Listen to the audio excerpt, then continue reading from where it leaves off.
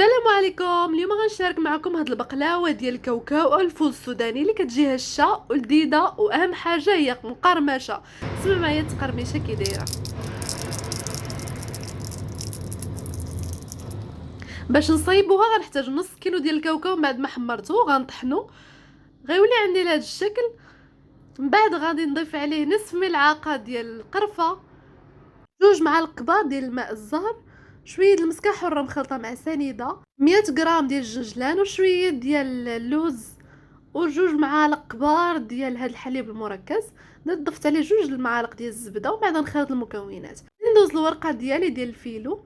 غادي نحتاج 2 ديال الوراق في كل لويه. هنا كيف كتشوفوا معايا غادي ندير 2 وراق غنحطهم جانبا، وهداك الوراق الاخرين غادي نديرهم في وسط واحد هكا واحد السربيته بحال هكا باش يحافظ على البروده ديالو. وباش ما تقطعش لنا بالسربه كندير الزبده هي الاولى فوق من الورقه، عاد باش كندير الورقه اللي فوق منها، وكنعاود نضيف عاوتاني الزبده عاوتاني باش تلصق ليا هذيك الكاوكاو ديال داك الخليط ديالي. غنحط الكاوكاو ومن بعد غادي نلوي هذيك الورقه ديالي شويه بشويه. انا غير مزربه الفيديو.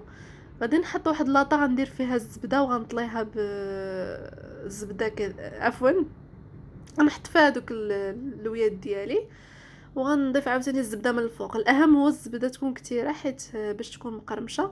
غادي نقطع على هذا الشكل، نقطعهم صغار بما امكانكم تقطعوا باش ما بغيتو. من بعد ما تحمرات ليا غادي نحط انايا شويه العسل من بعد ما سخنته، قدر 230 غرام ديال العسل. انا هنا درت العسل الطبيعي، يمكنكم ديروا غير العسل اللي كيتصايب بالماء والسكر. هنايا بقى لي شويه الكاوكاو كنطحن داك اللي طحنته في الاول، غادي ندردروه هكا من الفوق شويه. المهم ديروا العسل وهو سخون، يعني لا خرجتو من الفران ديروا العسل باش يتمتص فيه. وها هو النتيجه ديالي كيف كتجي من بعد ما سقيته ودرت عليه داك الكاوكاو ديالي. جربوها راه كتجي لذيذه، واهم حاجه انها كتصيب دغيا ومقرمشه في نفس الوقت وكتجي معسله. خليوا هذا الفيديو جربوها في رمضان ان شاء الله وبالصحه والراحه.